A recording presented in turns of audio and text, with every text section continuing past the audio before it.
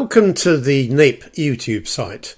Today we wish to thank Professor Jennifer Field in producing this presentation for last year's summit.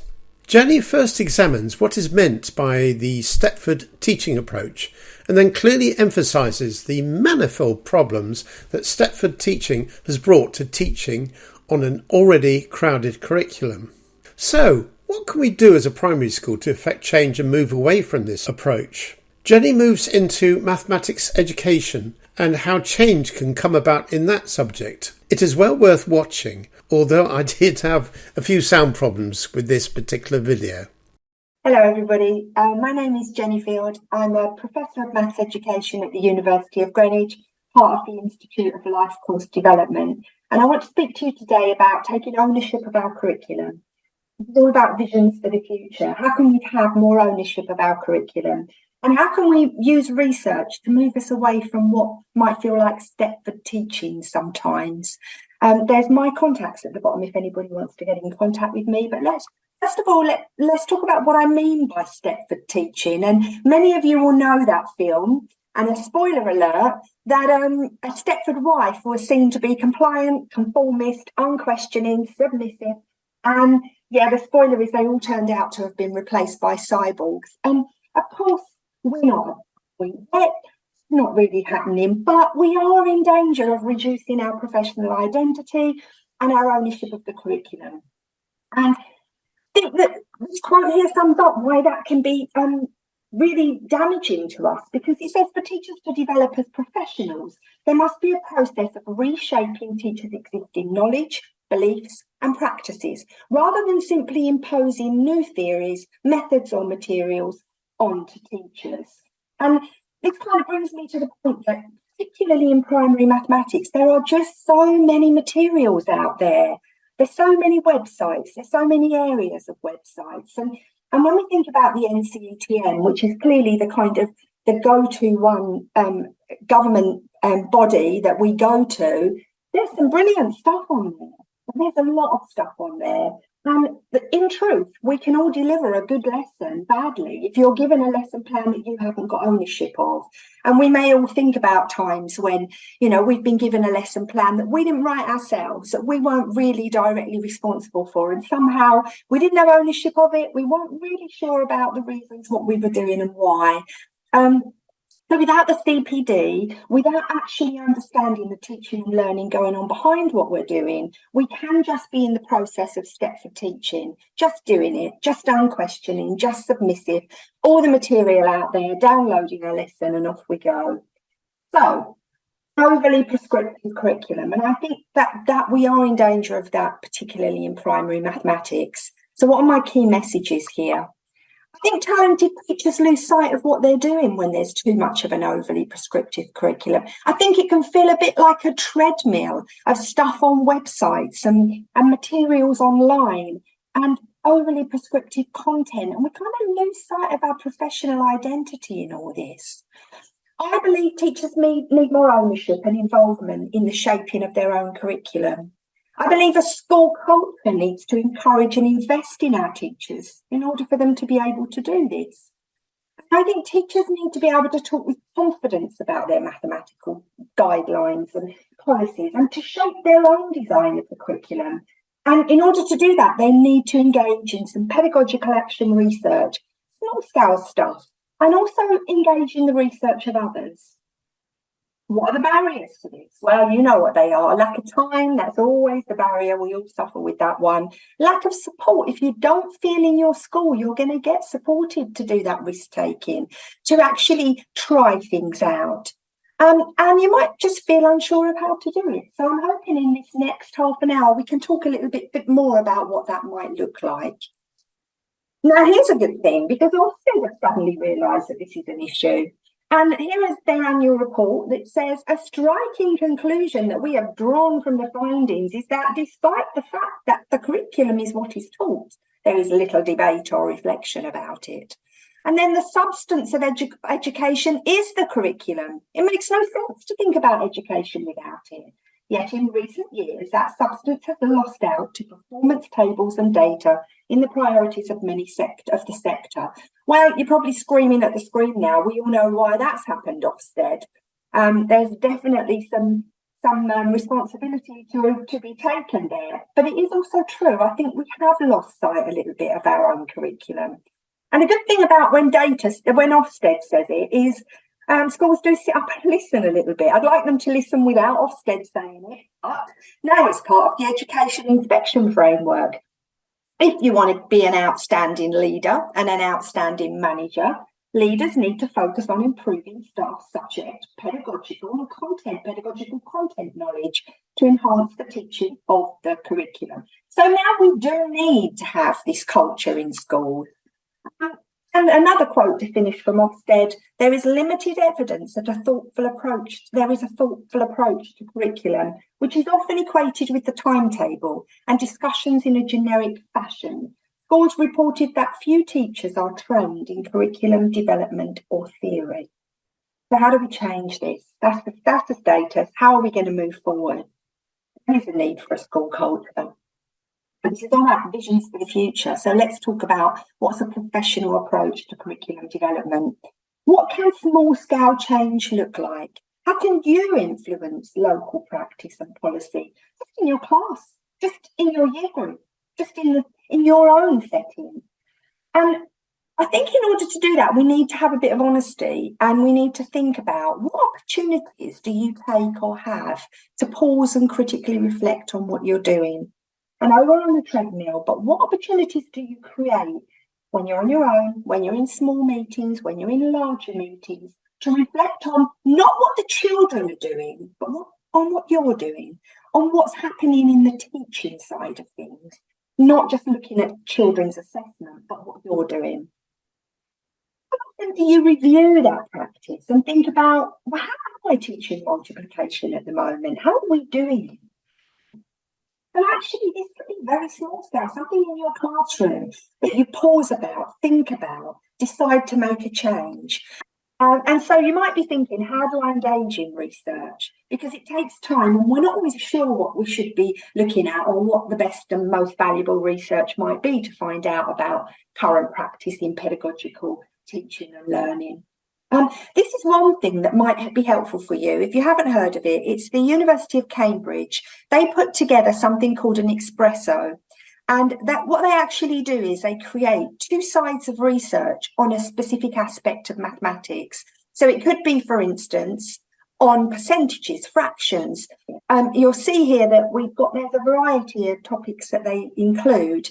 And at the moment, they're up to 45. The very first one that they ever did was around times tables. So if we look at that example, what you'll see is there are two sheets, and it's made up of all the key research in this area. So they've done the legwork for you. They've done the work of finding out the most important messages out there in the research that's available. And what they do is they then put that research together on two sheets in a really easy to understand way with a summary of findings. That then helps you to see what's other people saying about times tables and the way it's taught, or percentages or fractions or anything else. Another source to go to are the subject associations. It's actually really important for your school to be part of a subject association. You do get that debate, you do get that professional conversation, and you usually get two-sided debate about or a lot of multi-focused debates about what's going on. But the other thing you get is on your coffee table in the staff room can land a primary magazine. They're very user-friendly. They're very much easy to read. And they're often written by teachers about practice in their own classrooms. So here you have that, examples of what other practice is going on. Because the only way we learn is by looking up and out. If we just keep looking down and in, we only ever go around in our own little circle of what we're already doing. So these are some ways that you might do it. Two ways that you could start with. Easy to do. Okay, so small scale change. It can happen in your own classroom, as simple and small as that. Maybe as a year group, a couple of teachers, 2 or 3 teachers, want to look at making some curriculum change together in perhaps mathematics, could be in any area of the curriculum. Could even be at a school level that there's something you want to look at. But the most important thing here is there is a school culture which supports you to do this. What I would like to do now is actually go through a maths related example for you of something that I did myself. And I think this might be helpful because it can kind of, although it's on a larger scale, because I was working with many schools, it kind of shows the process I went through when I was first faced with a challenge. And actually, I've written about this in the MA magazine that I just showed you a screenshot of. So if you want to read more, there are articles out there. But I'm just going to run through a few slides of how I dealt with this process, and you can then begin to think, what would that look like in my classroom if I did something on a smaller scale? So my starting point, we all need a starting point. Why are we doing it? Well, it was this man, Nick Gibb. He said 9-year-olds should recite timetables by heart, Chinese methods, memorising. I'm not quite so sure I agreed completely with this, although I could see where it was going. And of course, very soon after came the new Year 4 statutory multiplications tables check. And I'm standing back from this thinking, we need to consider what we're going to do here. And as I said to you before, we need to pause and critically reflect. We need to review our practice, consider research in the field, and then identify ways we can move forward. So how did I do this? First, I paused and I critically reflected. Oh no, not more timed tests, even worse, individually timed questions. A 25 out of 25 with 6 seconds in between each question. What about if schools go back to rote learning, testing, drill and practice without conceptual understanding? Schools might not know what to do, so that's the way they might go. What if they go back to putting children on the spot? 11 times 7, 5 times 8.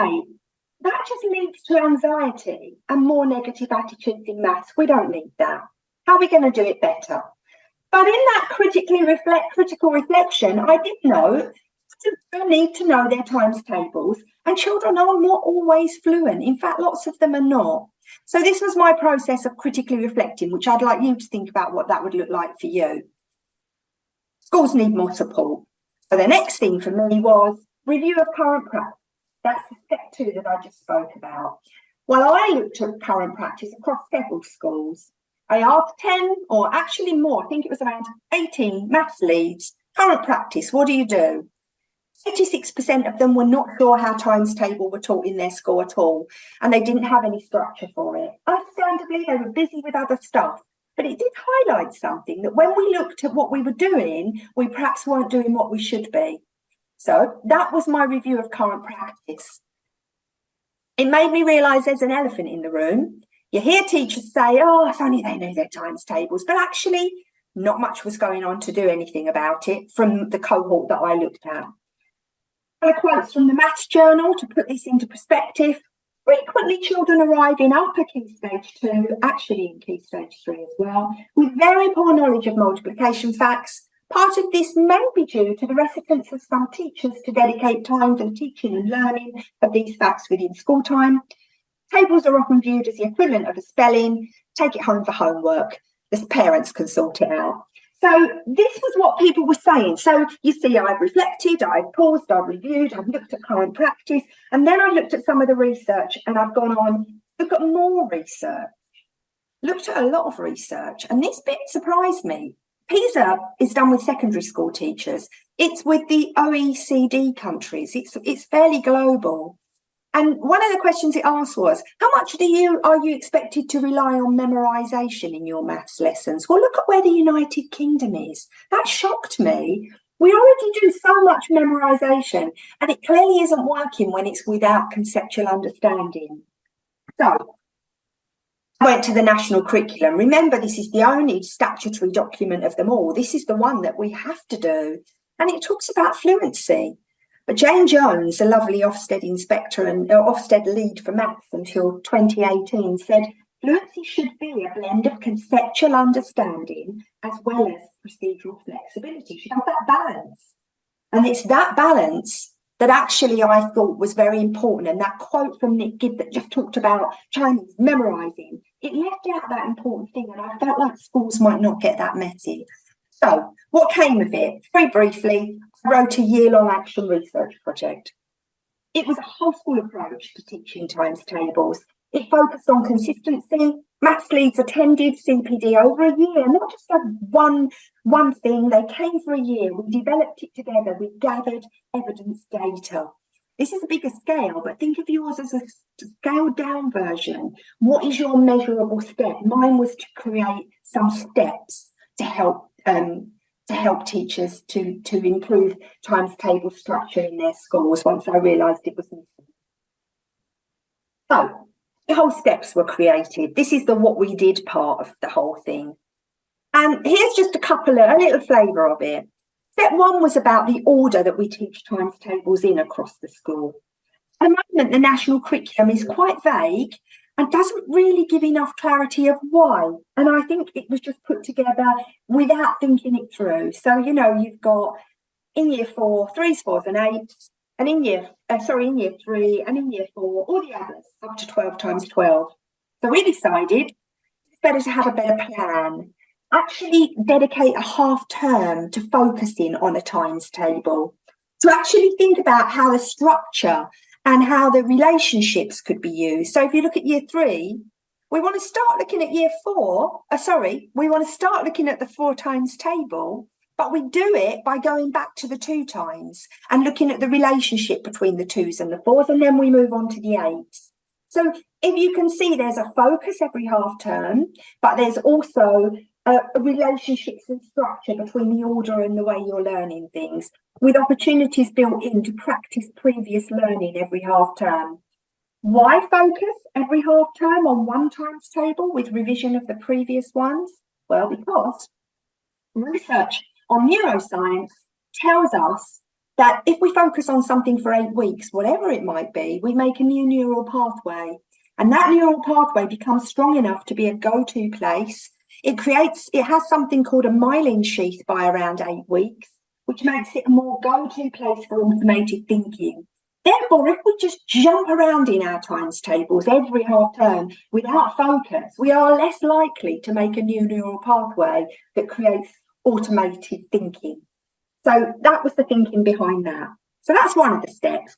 Briefly, another step was when you know your focus times table for that half term, that you actually have a display up on the wall created by the teacher and the children of what comes in. This one is what comes in 5s. This half term, we're looking at what comes in 5s. Why is that important? Conceptual understanding around this memorisation. Great source of word problems for children and teachers to create. And you can keep adding to it. Children can bring in another thing that comes in 5s and another thing. And it beds conceptual understanding. I'll just share with you one more step. There were 8 of them. And this step was about patterns. Now, there are many, many patterns, but I'll just share this one with you. For instance, children know the endings of their 2 times table, 0, 2, 4, 6, 8, 2, 4, 6, 8. Well, if you know them, you also know the endings of your 8s because they're number bonds to 10. They're just a reverse. So if you know 2, 4, 6, 8, you know 8, 6, 4, 2. And that means those pairs of tables work very well together. The same for all of the others. Their endings are in reverse of each other. So in just not memorising, but in looking and exploring, children are becoming fluent, but with more ability to be flexibly agile in their calculations. So that was very helpful. So now some of the evidence, because you need to then look at your small steps. So for instance, with cohort 1, we had a huge change in how times tables were taught in schools. We had a huge growth in subject knowledge, both for the participant and for their staff when they shared. In cohort 2, and the same sorts of things, but this time we went further and we tested the children. We had a 5-month gap pre and post test. And all of the children, this is 1,500 children, all of their scores increased, some of them by over 30%. And at this point, we're only just beginning to roll it out because 8 steps take a long time to embed. Now, the reason I'm sharing this with you is because this grew, yours may not, may stay small, may just stay within your setting. So over time, it cascaded. Over 300 schools have been involved now, all across the country. We had whole whole academies send every maths lead that they've had on this kind of training. We've had a train the trainer model, working with children from Kent to Cumbria. Spin-off pedagogical research where one thing spins off into another.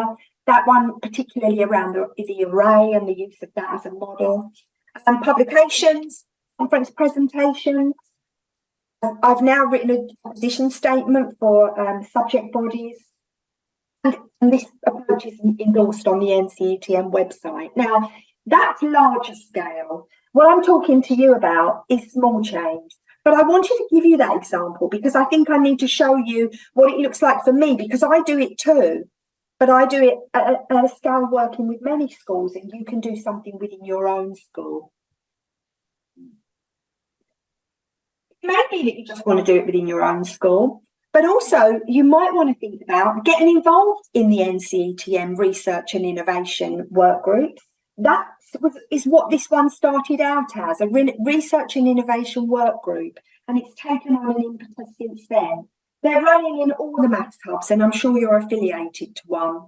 We also run something at the university called Professionals as Researchers. So if you think, I'd like a bit more support, not just do it in my own classroom or in our school, we have something online where a number of schools all get together. But the difference in that is everybody's working on their own classroom issues. And we support them to do the research side of things, how to do it. And we help them how to find their research and how to do action research and take it forward, to have more ownership of their own curriculum. So there are those options, but there is also the option of just looking in your classroom and starting off with reflection and what you're currently doing, what other people are saying about that, what's being said more widely, what's being done in other settings, and then trying a small scale change. This is, really, instead of just doing the treadmill of somebody else's materials without taking ownership for them. So as I draw to a conclusion, I want to just end on professional well-being, because to me that's a really important thing, why we all got into this profession to start with. So maybe you became a teacher because you're good at it. Maybe you love it. Maybe definitely the world needs the service that teachers provide. And yes, you can be paid for it. And a profession needs all this. We need to be paid for it. If the world needs it, that's so brilliant. If you're good at it and if you love it, that's where is that sweet spot. So what if you're good at it and you love it? That becomes a passion. What if you love it and the world needs it? That becomes a mission. What if the world needs it and you can't be paid for it? It becomes a vocation. And what if you can be paid for it and you're also good at it? That becomes a profession. And I would say that where all these things join together is what the Japanese call ikigai.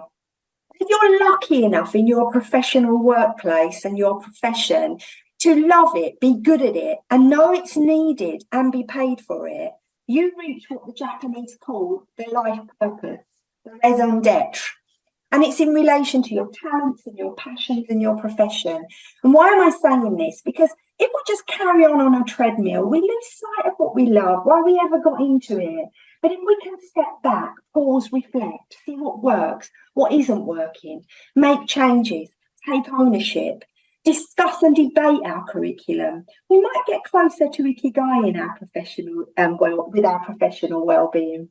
And I hope that you can take an opportunity to just start this on some small scale.